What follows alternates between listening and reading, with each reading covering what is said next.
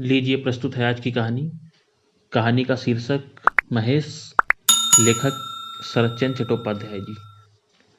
छोटे से गांव काशीपुर का छोटा सा जमींदार छोटा होने पर भी अधिक रोबीला है कि प्रजा का कोई भी व्यक्ति उसके विरुद्ध सिर उठाने का साहस नहीं जुटा पाता। वैशाख समाप्त होने जा रहा था, किंतु आकाश में बादलों का नाम तक न होने के कारण गर्मी इतनी अधिक बढ़ गई थी कि आकाश आग बरसने लगता था।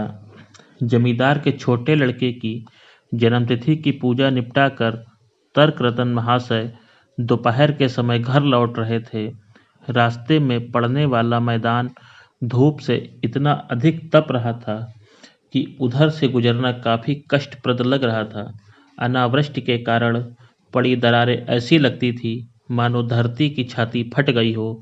तपती रेत से उठती उमस ने लोगों के लिए सांस लेना दूभर कर दिया था। मैदान के एक किनारे पर स्थित गफूर जुलाहे के घर की कच्ची मिट्टी की दीवार गिर चुकी है, इसलिए घर का आंगन घर का भाग है अथवा मैदान का, इसका पता ही नहीं लगता। सामर्थ्य न होने के कारण बेचारा गफूर अपने घर के भीतर के नंगेपन को उघाड़ने पर विवश है। लगता है कि उसने अपनी दरिद्रता के कारण स्थिति से समझौता करना सीख लिया है। सड़क पर खड़े होकर तर्करतन ने ऊंचे स्वर में पुकारा, अरे ओ गफूर, क्या घर पर हो या नहीं? आवाज सुनकर 10 साल की लड़की ने बाहर आकर बताया, पिताजी तो ज्वर से पीड़ित हैं। अरे वह पाखंडी बुखार का बहाना बनाता है, उस हरामजादे को जल्दी से बाहर भेजो। शोरगुल सुनकर बुखार से कांपता गफूर बाहर निकल आया। उसके घर की टूटी फूटी दीवार से सटकर खड़े पेड़ से एक बैल बंधा है। बैल की तरफ संकेत करते हुए तर्करतन ने ऊंची आवाज में कहा, क्या तुम नहीं जानते कि यह हिंदुओं का गांव है और यहाँ का जमींदार ब्राह्मण है? इस स्थिति में तुम्हारी मनमानी कहाँ चल सकेगी? तर्करतन के चेहरे को एक तो धूप ने झुलसा रखा था, दूसरे क्रोध ने उसे और भी अधिक लाल बना रखा था। इससे उसके मुंह से गर्म सांस और तीखी बातों का निकलना तो स्वाभाविक था। गफूर तर्करतन की उत्तेजना के कारण को न समझ पाने के कारण बावला बना उनके मुंह को तकता रहा। तर्करतन बोले, सवेरे इधर से गुजरते समय मैंने इस बैल को जैसे बैठा हुआ देखा था वैसे ही अब भी देख रहा हूँ। यदि कहीं तेरी इस लापरवाही से यह बैल मर गया तो गो हत्या के अपराध में जमींदार तुझे जीवित ही धरती में गड़वा देंगे। तू नहीं जानता कि वह ऊंचे दर्जे के ब्राह्मण हैं। गफूर बोला, पंडित जी क्या करूं? बुखार ने इस प्रकार तोड़ रखा है कि बैल की रस्सी पकड़कर इसे चराने के लिए 2 कदम आगे बढ़ाते ही सिर चकराने लगता है और आंखों के आगे अंधेरा छा जाता है। तो फिर बैल को खुला छोड़ दें, अपने आप ही चरकर लौट आएगा। पंडित जी यह कैसे कर सकता हूँ? लोगों के धान अभी खेतों में पड़े हैं, पुआल भी अभी वैसे का वैसा पड़ा हुआ है। यदि बैल ने किसी की धान में मुंह मार दिया अथवा किसी पुआल को नष्ट भ्रष्ट कर दिया तो मैं कहाँ से उसकी भरपाई कर सकूंगा? पहले जैसी तीखी वाणी में तर्करतन बोला, ठीक है, चरने के लिए नहीं छोड़ सकता तो इसे छाया में बांधकर 2 मुट्ठी पुआल तो डाल सकता है। गफूर अपने अभाव की चर्चा किस तरह करता, इसलिए वह चुपचाप तर्करतन के चेहरे को देखने लगा और लंबी सांसें छोड़ने लगा। तर्करतन ने कहा, अरे क्या वह भी नहीं है? क्या अपने हिस्से की पुआल को बेचकर उसे भी पेट के हवाले कर दिया है? अरे तुझे अपने बैल की थोड़ी सी भी चिंता नहीं है? तू तो मुझे पक्का कसाई लगता है। गफूर इस कठोर किंतु झूठे आरोप का भला क्या उत्तर देता। थोड़ी देर में वह धीरे से बोला, हिस्से में मिले धान पुआल को तो मालिक ने पिछले बकाया के एवज में अपने पास रख लिया। मैंने मालिक के आगे बहुत हाथ पैर जोड़े, उनकी बहुत मिन्नत खुशामद की, छत ढकने की रट लगाई। बेचारे महेश की भूख का रोना भी रोया, किंतु मालिक का दिल नहीं पसीजा। उन्होंने थोड़ा सा भी पुआल देना स्वीकार नहीं किया। हंसते हुए तर्करतन ने कहा, शौक तो तुम्हारे काफी ऊंचे हैं, जो अपने बैल का नाम महेश रख छोड़ा है। मुझे तो बैल के नामकरण पर हंसी आती है। गफूर ने तर्करतन के मजाक को गंभीरता से नहीं लिया। अपनी बात कहते हुए वह बोला, मालिक ने कृपा नहीं की, 2 महीने चलने जितनी खुराक तो दे दी, किंतु पुआल पूरे का पूरा अपने पास रख लिया। इससे बेचारे महेश को एक तिनका तक नसीब नहीं हुआ। कहता हुआ बेचारा गफूर रोने लगा, किंतु तर्करतन को उस पर कोई दया नहीं आई। वह बोले, जब तूने किसी से ऋण ले रखा है तो तुझे चुकाना ही होगा। क्या जमींदार सभी कर्जदारों को मुफ्त में खिलाता रहेगा? अरे छोटी जात के हो ना, इसलिए जमींदार के सही कदम की भी निंदा करते हो। तुम्हें तो शर्म आनी चाहिए, मालिक ने कुछ भी गलत नहीं किया। अपने को लज्जित अनुभव करता हुआ गफूर बोला, मैं तो केवल आपसे अपनी बात बता रहा था, अन्यथा मैं भला किसी की निंदा अथवा आलोचना क्यों करूँगा। मेरी व्यवस्था तो यह है कि जब मेरे पास कुछ है ही नहीं तो मैं भुगतान कहाँ से करूँ। अपने भाग के 4 बीघे खेत को जोतता हूँ, किंतु लगातार 2 साल पड़े अकाल से धान के खेत में ही सूख गया। बाप बेटी को 2 समय का खाना जुटाना मुश्किल हो गया। मेरे मकान की हालत तो आप देख ही रहे हैं। हल्की सी वर्षा होने पर भी लड़की के साथ एक कोने में वर्षा के रुकने की प्रतीक्षा में बैठना पड़ता है। पैर फैलाकर सोना तक नसीब नहीं होता। इस बेचारे महेश पर नज़र डालिए, पेट भर खाना ना मिलने से बेचारे की हड्डियां निकल आई हैं। आप में थोड़ी सी भी दया ममता है तो थोड़ा सा पुआल देने की कृपा कर दीजिए। बेचारा 2-4 दिन भर पेट खाकर आपको दुआएं देगा। कहता हुआ गफूर ब्राह्मण के चरणों के पास गिर गया। तर्करतन 2 कदम पीछे हटते हुए बोले, अरे मुझे छूकर भ्रष्ट करने का इरादा है क्या? नहीं महाराज, ऐसा अपराध क्यों करूँगा। इस साल थोड़ा सा पुआल देने की कृपा कर दीजिए। मैं अपनी आँखों से आपकी 4-4 टालों को देख आया हूँ।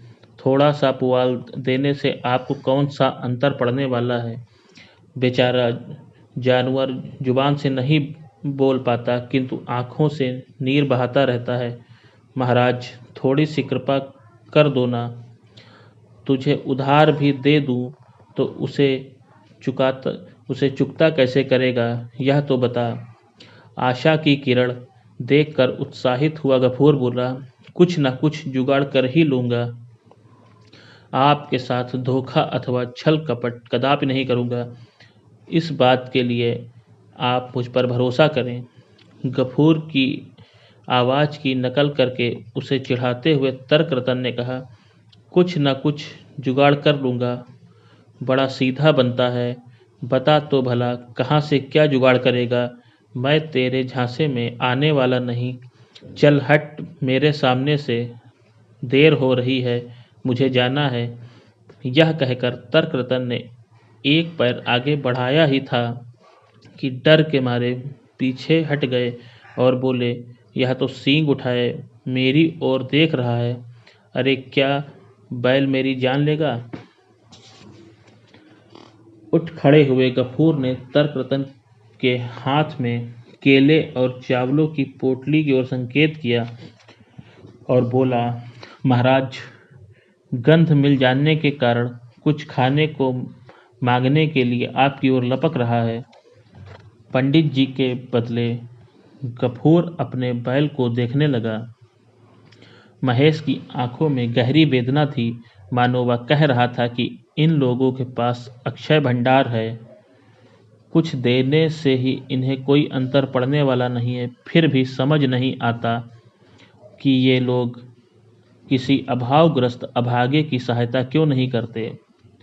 तर्करतन की उपेक्षा पर अपने बैल को समझाते हुए गफूर बोला, महाराज जानवर है ना, इसे यह मालूम कि जब इसके भाग्य में पुआल तक नहीं लिखा तो इसे केले चावल कहाँ से नसीब होंगे।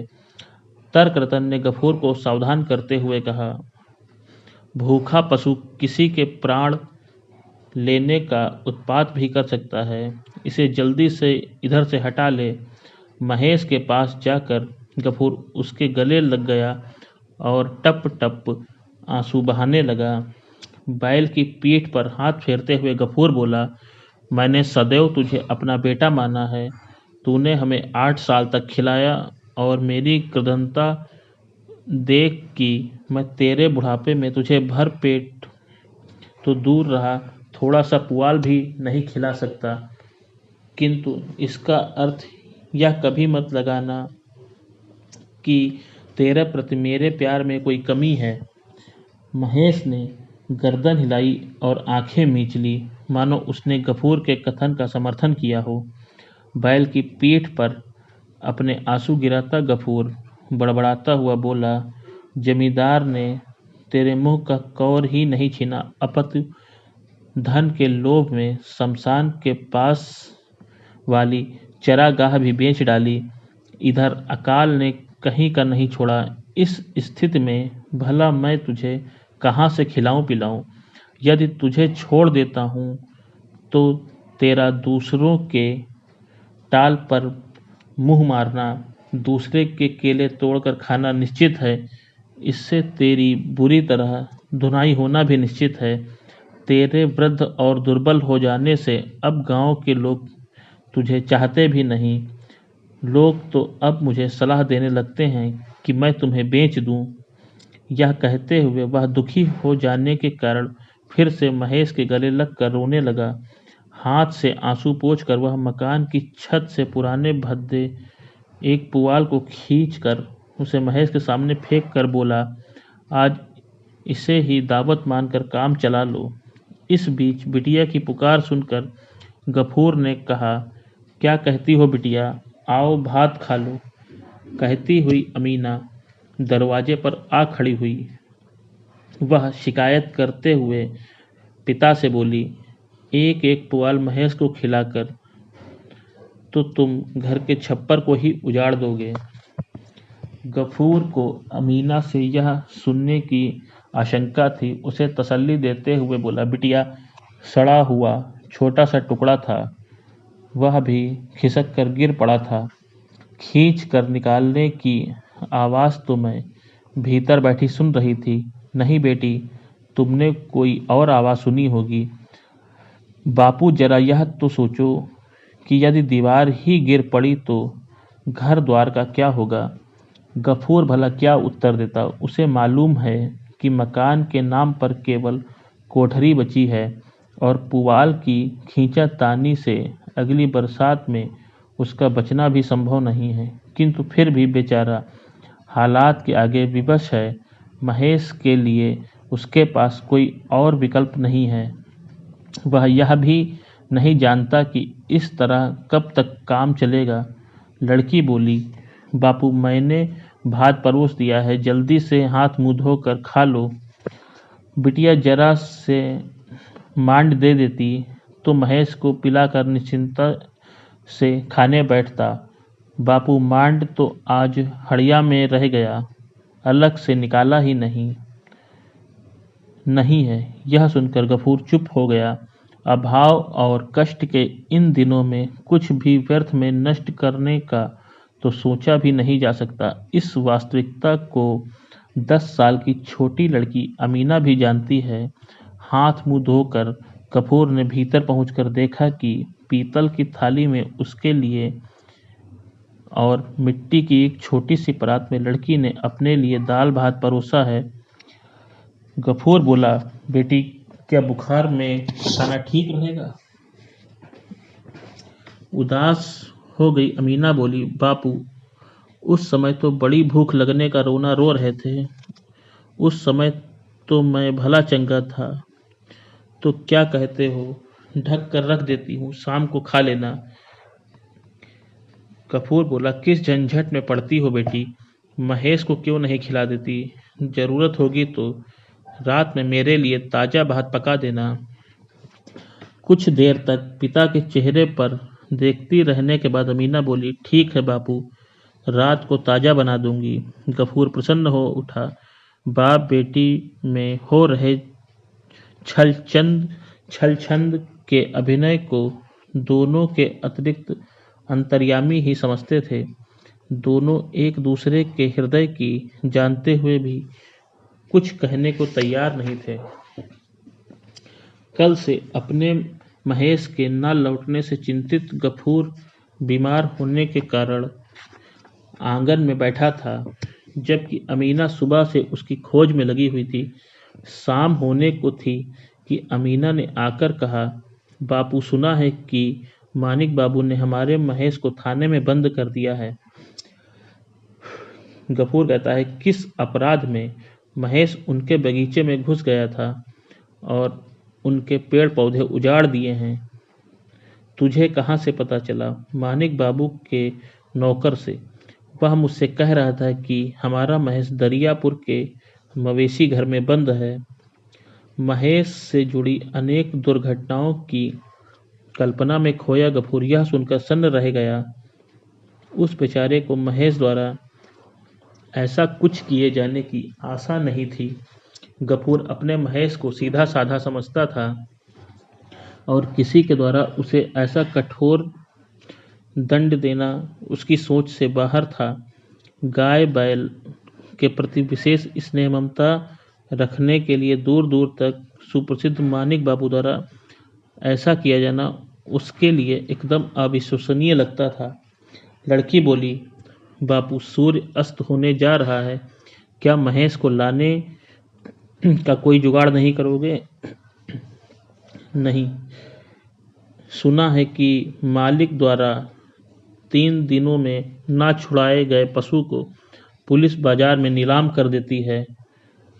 तो मैं क्या कर सकता हूँ? यद्यपि नीलामी के संबंध में मीना को कोई विशेष जानकारी नहीं है, फिर भी उसने स्पष्ट अनुभव किया कि इस शब्द का नाम लेते ही उसका पिता अत्यधिक विचलित हो उठा और मन महसूस कर चुप बैठा है। रात के अंधेरे में छुपकर गफूर बंसी की दुकान पर पहुंचा और खुशामद करते हुए बोला, भैया, आज तो 1 रुपया देने की कृपा तुम्हें करनी ही होगी। इसी के साथ उसने घर से लाई पीतल की थाली महाजन के आगे धर दी। पिछले 2 सालों में कई बार गिरवी रखी जा चुकी इस थाली के वजन और मूल्य आदि की लाला को पहले से ही पूरी जानकारी थी, अतः बिना किसी हील हुज्जत के बंसी ने थाली को गिरवी रखकर रुपया गफूर के हाथ में रख दिया। बस फिर क्या था, अगले दिन महेश अपने खूंटे पर बंधा खड़ा था। वही खूंटा, वही बबूल का पेड़ और वही रस्सी, और इसी के साथ वही नांद और भूखी, बेचैन तथा गीली आंखें। पास बैठा एक बूढ़ा मुसलमान दूर से बैल की भूख और परेशानी के साथ गफूर की बेबसी और मजबूरी को देख रहा था।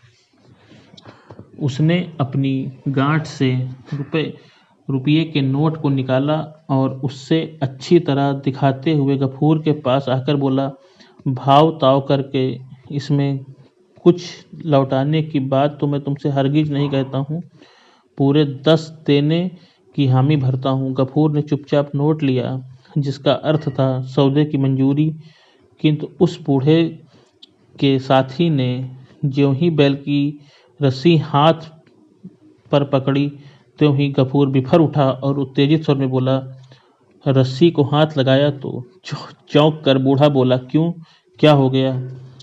उसी क्रुद्ध और ऊंचे स्वर में गफूर बोला, मुझे बैल तुम्हें नहीं बेचना। कहते हुए गफूर ने 10 का नोट उसकी ओर फेंक दिया। उन लोगों ने कल रात में लिए बयाने की चर्चा की तो गफूर ने वह रकम उनके सामने पटक दी और कहा, संभालो अपना बयाना। बूढ़े ने बड़ी धीरता दिखाते हुए हंसकर कहा, क्या दाम कम लग रहा है? 2 रुपये और बढ़ा देता हूँ। कहते हुए बूढ़े ने अमीना के हाथ पर रख कर कहा, लो बेटी, जलपान कर लेना। जब गफूर ने अब भी नहीं कहा तो बूढ़ा बोला, इससे अधिक तो हम 1 पैसा भी नहीं दे सकेंगे। गफूर ने सिर हिलाया, मैं अधिक की मांग ही नहीं कर रहा। इस पर बूढ़ा बोला, तो फिर क्या चाहते हो? बैल में रखा ही क्या है, सिवाय चमड़े के दाम के, और मिलना भी क्या है? मियाँ चुप हो जाओ, अल्लाह से डरो। कहते हुए गफूर को रोना आ गया। इस हालत में वह भीतर जाते हुए बोला, मेरी आंखों से फौरन ओझल हो जाओ, नहीं तो जूतों की पिटाई से तुम लोगों को भगाना पड़ेगा। शोरगुल सुनकर लोग इकट्ठे हो गए। लगता है कि बात जमींदार तक पहुंच गई थी, इसलिए उसे वहां से बुलावा आ गया। कचहरी में बड़े छोटे स्तर के अनेक लोगों की उपस्थिति में शिवशंकर ने गफूर को धमकाते हुए कहा, क्या तू यह भी भूल गया कि तू किसकी जमींदारी में रहता है? तुझे तो भारी दंड मिलना चाहिए। हाथ जोड़कर गिड़गिड़ाया हुआ गफूर बोला, मालिक, धान का एक दाना भी ना जुटा पाने के कारण हम दोनों भूखे मर रहे हैं, इसलिए कुछ भी चुकाने की हिम्मत नहीं है। यदि कहीं मेरी स्थिति अच्छी होती तो मैं खुशी खुशी जुर्माना चुकाने की हामी भरता। इसके साथ ही उसने अपने कान पकड़े और पूरे आंगन में नाक रगड़ते हुए चलने के बाद कोने में जाकर खड़ा हो गया। इस आदमी को हठी और बिगड़े दिमाग का समझने वाले वहां बैठे लोग गफूर के आचरण को देखकर आश्चर्यचकित हो गए। कोने में खड़ा गफूर बोल रहा था, अब की बार माफी दे दीजिए, फिर ऐसी गुस्ताखी कभी नहीं होगी मालिक। दया दिखाते हुए शिवशंकर बाबू ने कहा, अच्छा, जा, माफ किया, फिर से ऐसा मत करना। सुनकर सभी विस्मित हो गए और यह मानने लगे कि बाबू शिवशंकर के हस्तक्षेप के कारण ही एक अनर्थ होने से बचाव हो गया। वहां बैठे तर्क रतन ने गोरक्षा के महत्व पर प्रकाश डालते हुए ऐसे पापी लोगों के गांव में न बसने के लिए जोर डाला। उन्हें लगा कि उन्होंने अपने भाषण से लोगों की आंखों पर पड़े अज्ञान के पर्दे को हटाने का महत्वपूर्ण योगदान दिया है। गफूर ने अपनी ओर से कुछ भी नहीं कहा। अपने अपमान को उसने जमींदार का प्रसाद मान लिया था, अतः वह प्रसन्न भाव से वहां से चला गया। घर पहुंचकर उसने पड़ोस से मांग कर लाया मांड महेश को खिलाया और फिर उसकी पीठ, सिर आदि पर हाथ फेरता हुआ ना जाने क्या अंड बंड बकता रहा। वैशाख ने अपनी गर्मी से लोगों को किस प्रकार तड़पाया सताया था, इसका अनुमान जेठ के समाप्ति हो जाने पर आकाश में व्याप्त भीषणता को देखने मात्र से ही लगाया जा सकता है। चारों ओर ऐसी आग बरस रही है, धरती इस प्रकार जल रही है और वातावरण में ऐसी घुटन और उमस है कि लोगों के लिए सांस तक लेना कठिन हो गया है। आकाश में बादलों के घिरने के कोई आसार दिखाई नहीं देते और आकाश से बरसती ज्वाला का भी कहीं कोई अंत होना नहीं लगता है कि यह गर्मी लोगों को अधमुआ करके ही रहेगी। ऐसी भीषण उगलती दोपहर में गफूर घर लौटा। उसे किसी के आगे हाथ फैलाने की तथा मजदूरी करने की आदत नहीं है। इधर 4-5 दिनों तक बुखार में घिरे रहने के कारण उसका शरीर निढाल हो गया है, किंतु फिर भी वह आज इस कड़ी धूप में कहीं से मजदूरी का काम मिलने की आशा में निकला, पर सफलता नहीं मिली। भूख, प्यास और थकान के मारे उसकी आंखों के आगे अंधेरा छा गया। आंगन में खड़े होकर उसने अमीना से पूछा, क्या भात पक गया? कोठरी से बाहर निकलकर आई लड़की दीवार के पास चुपचाप खड़ी रही। उत्तर न मिलने पर क्षुब्ध से गफूर ने चिल्लाकर पूछा, बोलती क्यों नहीं? भात पका या नहीं? यदि नहीं तो क्यों नहीं? चावल नहीं थे तो पकाती क्या? यदि नहीं थे तो सवेरे क्यों नहीं बताया? लड़की बोली, रात को तो बता दिया था। लड़की की नकल उतारते हुए गफूर बोला, रात को तो बता दिया था। अरे रात का कहाँ दिन में याद रहता है? रूखे स्वर में वह इस प्रकार बोला कि उसका क्रोध साफ झलक रहा था। वह बेचारी लड़की पर दोष लगाता हुआ बोला, जिस घर में तेरे जैसी 4-5 बार डकारने वाली लड़की हो, वहाँ भला चावल बचने की कोई गुंजाइश कहाँ ही रहती है? बीमार बाप तो कुछ खाता नहीं। अच्छा, अब मैं चावल ताले में बंद करके रखूंगा। एक लोटा पानी ही दे दे, हलक सूख गया है। अब यह न कह देना कि पानी भी नहीं है। अमीना बेचारी पहले से ही सर झुकाए चुपचाप खड़ी रही। कुछ देर प्रतीक्षा करने के बाद गफूर समझ गया कि घर में पीने का पानी भी नहीं है। असफलता और निराशा का क्रोध बेटी पर उतारते हुए गफूर ने आओ देखा न ताओ लड़की के गाल पर तमाचा जड़ दिया और गाली बकते हुए बोला, हरामजादी, दिन भर क्या करती रहती है जो पानी भी नहीं ला सकती? तुझ जैसी निकम्मी लड़की को मौत भी क्यों नहीं आती? बिना कुछ बोले आंसू पोंछती हुई लड़की गागर उठाकर तपती दोपहर में बाहर चल दी। लड़की के आंखों से ओझल होते ही गफूर अपने को बुरी तरह कोसने लगा। मातृविहीन उस लड़की को बड़े प्यार से पालने वाला उसका हाथ उस पर कैसे उठ गया, इस पर गफूर परेशान हो उठा। वह सोचने लगा कि बेचारी दिन भर कितना श्रम करती है, मेरे लिए कितनी चिंता करती है। एक मैं हूँ कि उसे 2 समय का खाना भी नहीं दे सकता। किसी दिन बेचारी को एक समय ही खाकर निर्वाह करना पड़ता है, क्योंकि खेत का अनाज तो पिछले ऋण में ही चुक गया। इस पर भी मैंने उस पर दिन में 4-5 बार खाने का आरोप लगा दिया। मैं भी कितना विवेकहीन, निर्मम और दुष्ट पिता हूँ।